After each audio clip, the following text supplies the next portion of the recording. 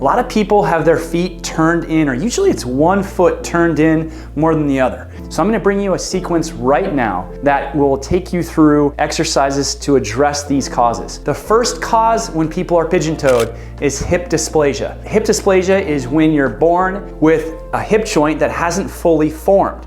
So the hip joint and the hip socket is designed to have this depth to it. And in hip dysplasia, that depth has become shallow, so it hasn't formed all the way. So the head of the femur is supposed to sit in the hip joint and have some space between it. That space reflects the depth of the joint itself, and also it allows for fluid, it allows for a cushion in between the bones. When you're pigeon-toed or from dysplasia, it means that instead of this hip joint having this depth, it's shallow, and now the femur head doesn't have enough space or as much space to move. So usually what happens in dysplasia is that external rotation and abduction of the hip joint isn't happening or doesn't happen enough. And as a result, the body finds a way to move by pigeon-toeing the foot and then abducting the leg forward rather than using the muscles, powerful muscles in the front of the hip to do the same job. Okay, so that's one cause of being pigeon-toed. Another cause is that the foot has just disconnected from the upper leg. So the lower leg and the upper leg should be working together as a unit in conjunction with the ankle. When we walk, we should hit heel, ball, toe, and roll over all 5 toes.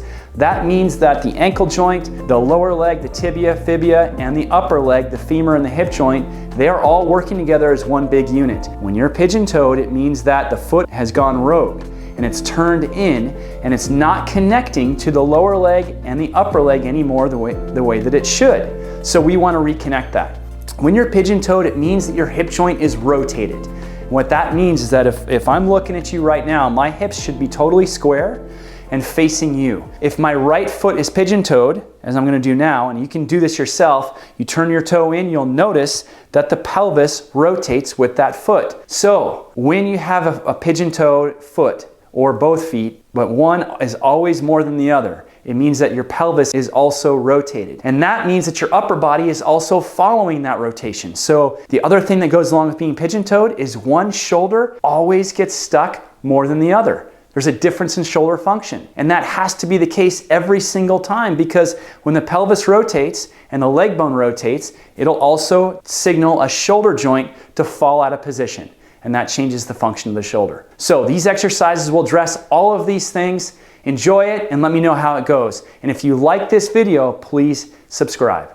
Okay, for this first exercise, you're gonna lie down on your back. You're gonna grab underneath one leg and you're gonna do both sides, so it doesn't matter which one you start with.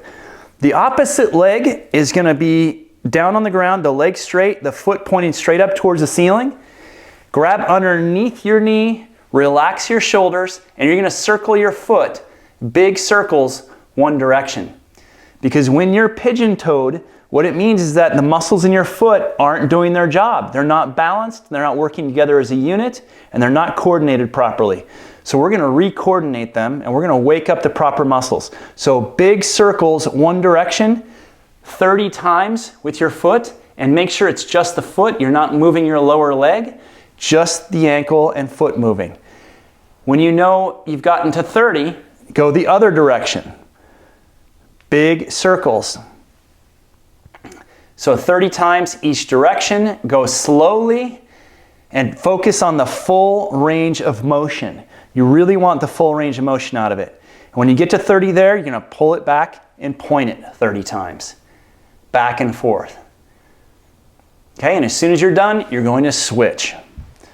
So the other leg goes down on the ground, grab underneath the opposite leg, big circles with the foot. Make sure that this heel stays level with your knee. You don't want it down here. So big circles, one direction, as big as you can get them, as slowly as you can get them. Your ankle and shin are gonna burn. When you get to 30 that direction, go the other way. And then after 30 of those, you pull it back and point it 30 times. So 1, 2, 3, 4. So back and forth is 1. And as I said, you're gonna feel your shin, your ankle burn. These muscles aren't used to working. They haven't gotten a workout like this ever. So don't be surprised if those muscles start to talk to you after about 30 reps or less. Okay, the next exercise. This is going to address the hip rotation that's happening as a result of the pigeon toeing. So you're going to cross, bend your knees, both feet on the ground.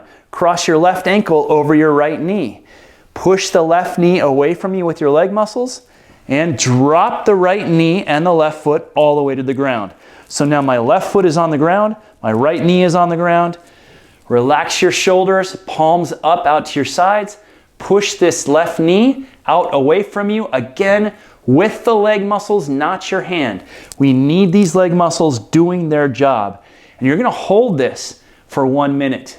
And while you're here, you're gonna breathe. Inhale, exhale all the way out, and push that leg out further. So you're pushing your knee that way as you're breathing.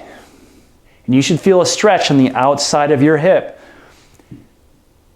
Okay, and then you're gonna switch sides. So right ankle over the left knee, drop it all the way down, push that knee away from you. So my right foot is on the floor, the outside of my left leg is on the ground, that knee pushes away, relax your shoulders, and breathe deeply. Exhale all the way out, and push it deeper. Hold that for 1 minute. The next exercise. Get the soles of your feet together, put your feet on the ground and let your knees drop out. It's kind of like a butterfly stretch, but you're going to notice your lower back arches up off the ground, and we want that. That's a good thing. And you're just going to breathe. And this exercise is helping to remind your hip joint that it's supposed to abduct and externally rotate. It's supposed to have this motion in its arsenal. When it doesn't, then that's a problem. Then the body finds other ways and compensates for the lack of motion. And you don't want that compensation because that always leads to muscles doing work that they're not designed or not supposed to do. And that always leads to pain and soreness. So you're just going to breathe deeply all the way in, exhale all the way out, and you're going to hang out here for 2 good minutes. And you're going to notice as you breathe deeply and as you hang out, your legs start to drop out and melt down towards the ground. Don't force it, just breathe and hang out. This is a passive exercise. Okay. Next exercise. Okay, a fair warning on this exercise, it can be a tough one. What you want is you want a wall. You want wall space if you can. Door space works. I can do this to some degree in this, but I'm going to show you how to do it. You're going to get one heel against the wall. Okay, so my left heel is against the wall. My foot is pointing straight ahead. You're going to take your right foot. You're going to turn it out so that it's parallel to the wall. You're going to put both cheeks, both butt cheeks on the wall. And as they're on the wall, get your head on the wall with it. Shift your weight to one side, and then you're going to bend down towards that open foot. Now what you're doing here, you want your head, both shoulders on the wall, thighs tight, don't let your knee bend. And you're going to reach up towards the ceiling, relax this arm down, and you're going to look up, and you're going to feel a pretty big stretch all the way down your side. And keep breathing and let yourself go down further. You're going to hold that for 30 seconds to a minute. 30 seconds the first time around is pretty impressive. Get to 30 seconds if you can, and then if you need more, if you can do more, go for a minute. And you're always going to switch sides. So now my right foot is against the wall, heel is against the wall, foot straight. My left foot is turning out so that it's parallel with the wall. Both cheeks on the wall and thighs tight, arms out, and here I go. Bending to the other side. Arm reaches up towards the ceiling. Spread your fingers out. Let yourself drop. Get your head and shoulders on the wall. Thighs tight. And again, you're holding that for 30 seconds to a minute. That exercise is powerful. What it's doing is it's taking the femur, the upper leg bone, and rotating it over the lower leg bone and forcing the foot to be in a fixed position. So you're reconnecting the foot, the ankle, the lower leg, the upper leg together as a unit again with this exercise. Last exercise. You're going to turn your feet out to about 45 degrees. You're going to squat down, arms in front. Now, as you squat down, push your knees out. And push your knees out away from you. Keep your upper body upright. This is important. You don't want to be down here. Keep it upright. Squat down, arms in front, straight out from your shoulders, thumbs up. And as you squat, you're going to bring your arms up high, just like this, and you're going to hold this. And as you hold this, you're going to hold this for 30 seconds. Remember to push your knees out away from you. What we're doing here is we're reminding the hip joint of its proper function, its proper motion, and its relation to the knee and the ankle and the foot. Arm up, hold this 30 seconds. Okay, when you're done, shake it out, take a walk, take a look at your foot, and let me know in the comments section how you did.